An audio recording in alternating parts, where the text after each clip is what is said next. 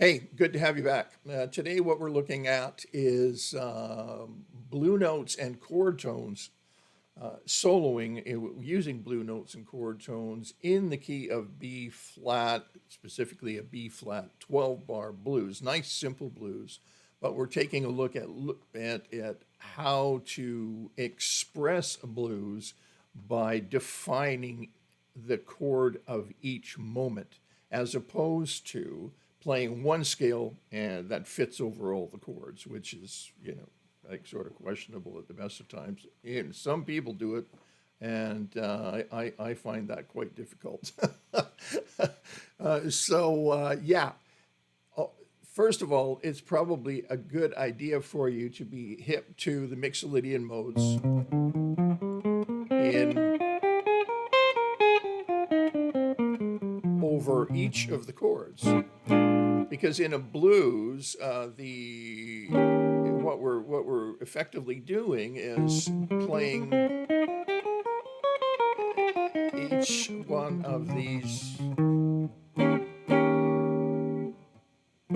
chords becomes a different key, and then there. So each one of those is a Mixolydian mode. It's like a B flat major scale, for instance, with a flat seven. That's the only difference between a Mixolydian mode and a major scale. All right. So and then you should be able to extract the arpeggios out of each of those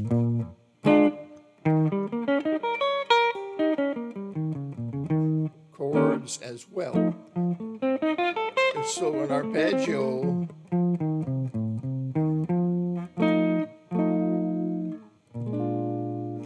is just the notes of the chord, nothing extra. So it's just a 1, 3, 5, and 7. Now, when we talk about blue notes and how to define the chord, we're not going to play.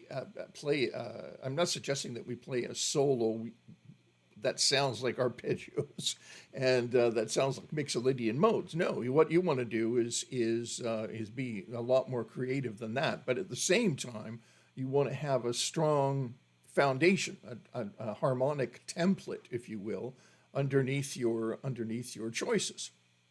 And that's where the arpeggios and the modes are very important. But the next question is, what are the most important notes, the most defining notes of each of the chords? In the case of a B flat 7 chord and E flat 7 and F7, the most defining notes are the root, not the root, I'm sorry, are not the root. The most defining notes are not the root. No, the most defining notes are the flat 7 and the 3. So the flat 7 and the 3. And those two notes put together give us something that we call a tritone. And you can hear, man, does that ever, that mean that's the chord. That's it. Right? That's all you need to define the sound of a seventh chord, is the flat 7 and the 3 of the chord. All right.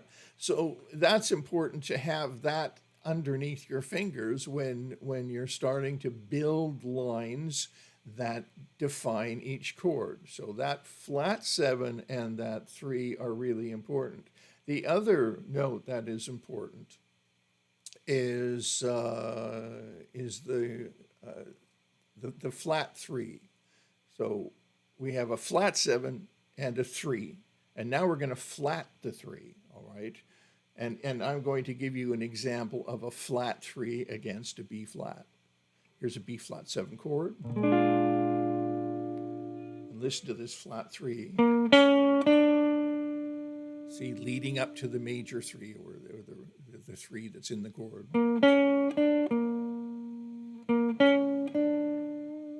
Now that is one of the most classic sounds, that flat 3. And there's my flat 7, right? And here's my B flat 7 chord.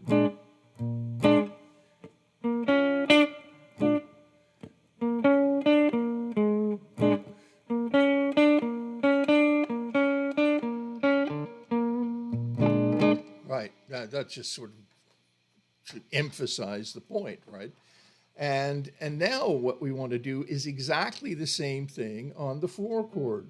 And here's my root and the flat 3 and moving to the major 3.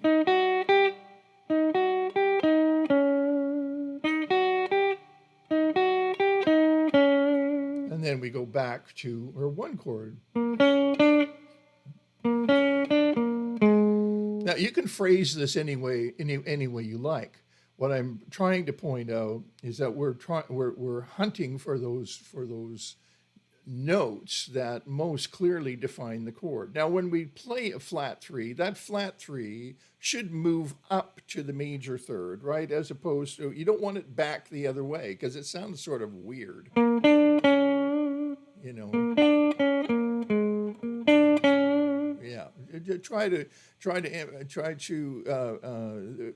gets more forward motion by going up to the 3. And then it just sounds right. And then if we're going to do the same thing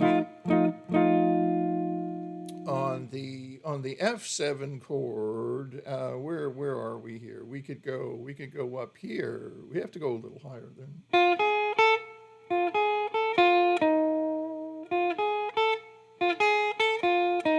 If I took that in a lower octave.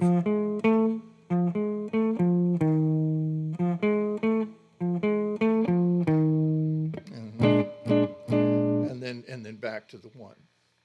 All right, so that's you don't have to play the whole line like that. I'm just giving you an idea of where this is going.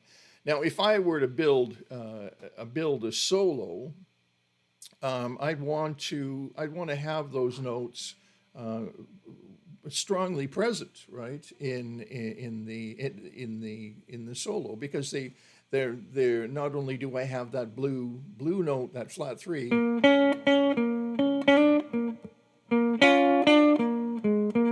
right? I've also got the 3 of the chord and the flat 7, and there's just so many different lines and that you can build. We can also go up the octave for the 7th, right?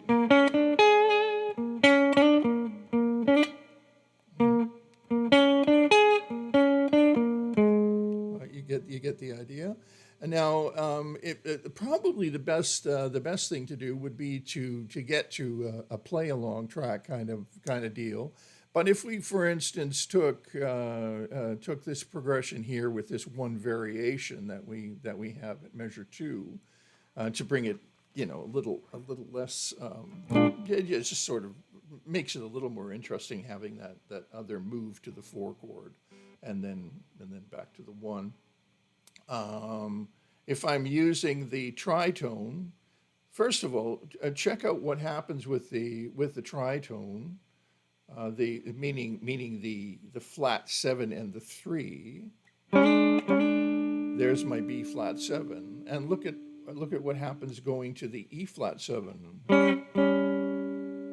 It's exactly that same. Right? I only need those 2 notes, and then up to the F7, to the E flat 7, and then to the B flat 7. Now, I'm gonna give you an example of where we want to go, and I'll try to keep it as simple as possible. I'm going to play some lines built like we're talking about here, the flat 3 and the flat 7 right now. I'm not going to get more difficult than that, and I'll just play through this chord progression here that's in front of us on the screen. With these notes. Now, here we go. Let's see what happens.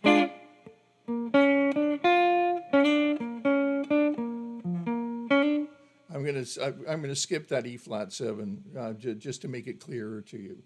So we're gonna do 4 measures of B flat 7. Starting again.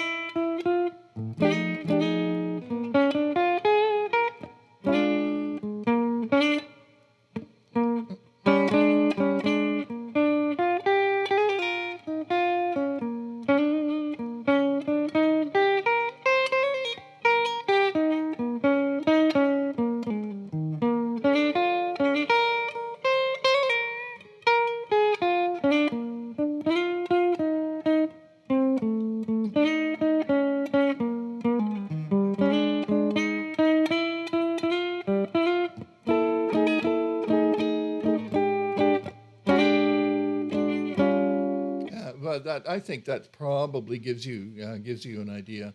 I have to admit I threw a 9 and a 9 in there, and I think I may have even thrown a 13 in there.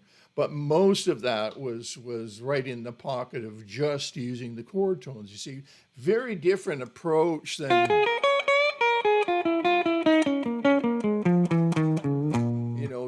that same scale,